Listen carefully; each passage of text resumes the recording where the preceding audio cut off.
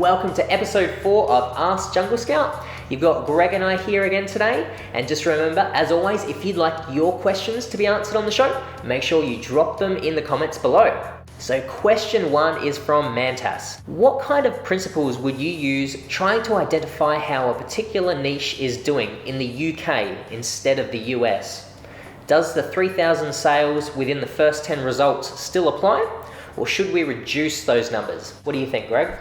Yeah, this is a really good question. And if you've been following along with a lot of our other training and YouTube videos and that kind of stuff, you may have heard me say before that I have this rule of thumb that I like to look for about 3,000 units of demand for the US store in about the top 10 results, okay? And I came up with this rule of thumb, to be honest with you, because no one likes the answer like, oh, it depends, right? Like people like going with like rules of thumbs and like having a little more guidance and always just saying like, it depends. So I came up with this rule of thumb. And there's definitely less sales volume in the UK and in the EU, right? And that's why he's asking this question. You know, does the 3,000 units of demand still apply there? And I would say I'd reduce that a little bit to like 1,000 or maybe 2,000 units of demand in the top 10 listings if I were to add up all the demand through them. However, let's go in a little bit deeper. Like, why did I come up with this rule of thumb?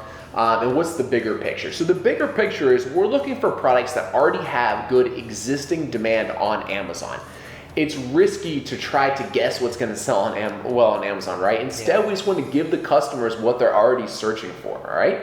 So big picture, we're looking for products and niches that already have existing demand on Amazon, right? Then we also want to see how competitive they are. And the best gauge of competition is how many reviews the listings have and how good of a quality of listing there are, all right? So at the end of the day, we're looking for the biggest gap between demand and competition. We want the ones with the most demand with the least amount of competition. So that's bigger picture what we're looking for, all right?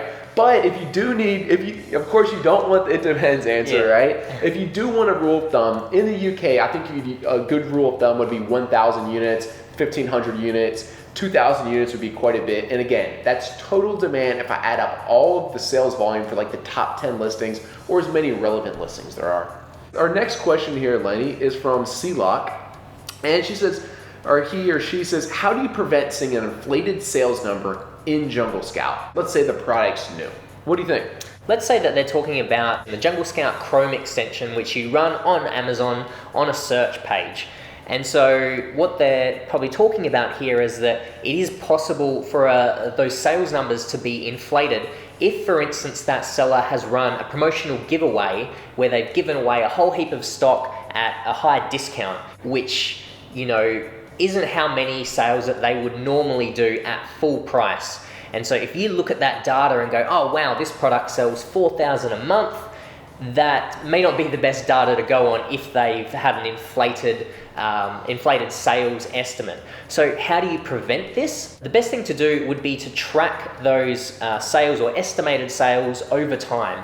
If you just look today, it might say it sells 4,000 units.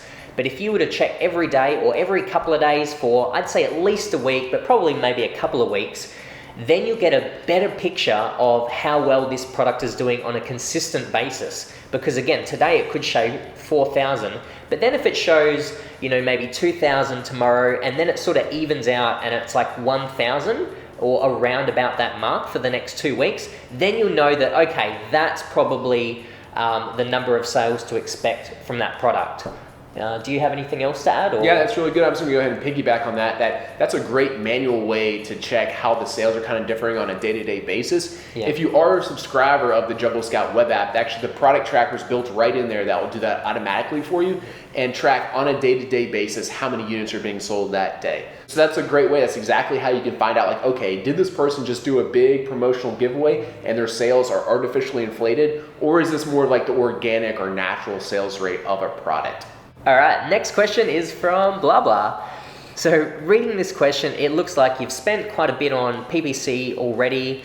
You've got 10 reviews, you did a small promotional giveaway. Your sales aren't very high and you're wondering whether you should continue with this product or not. What are your thoughts, Greg? Yeah, this is a really good question. I think this potentially be a position that multiple people are in, other listeners as well.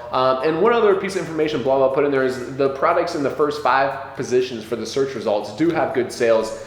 They don't. They're in about the 12th position. So this is what it comes down to, okay? When you launch a new product on Amazon, it's obvious this is a new product, it only has 10 reviews.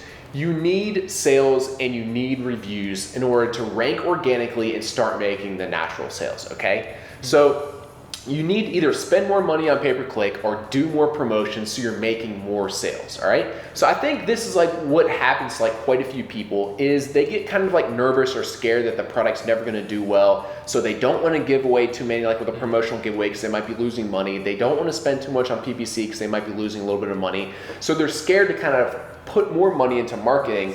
And as a result, they're like stuck and it's not selling that well, maybe only selling a couple day. So they're in this kind of weird position. And I have to say, like, I know it is scary spending the more on marketing. By marketing, I mean promotional giveaways and PPC, but you have to do it in order for it to for it to start selling well. So I can almost guarantee that if blah blah was real, I love using it, right? Blah blah. If blah blah was really bullish and went ahead and did like 10 or 20 giveaways every day for like a week, they'd probably be up in those top 5 spots and organically selling just as many as like those top competitors are. So if you do find yourself stuck in this spot, personally, I would recommend to go ahead and just suck it up and do more promotional giveaways for like a week or 2 weeks or whatever it takes so you get ranked in those top spots and then it will start selling well. Yeah, exactly. As blah blah mentioned, the top 5 positions for that keyword or for that product are doing well or have high sales. So blah blah has actually verified that the sales are there. And so that's why, doing product research is important, because if you can verify that the sales are there, you can be more comfortable with putting in that money up front to push yourself to the top. Yeah, and if we also think about like what's worst case scenario here, they're thinking about giving up on the product anyway. So why don't you just do a big push, try to get up there in the top few spots.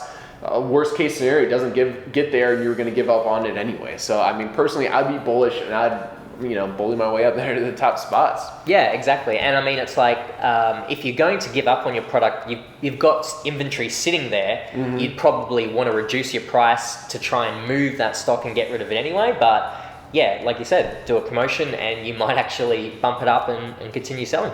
All right, and that's today's questions. I hope you guys got some value from today. Give us a thumbs up to let us know. And as always, make sure you leave your questions in the comments below so that we have the chance to answer them. Thanks for watching today, and we'll see you next week. See you next week, guys.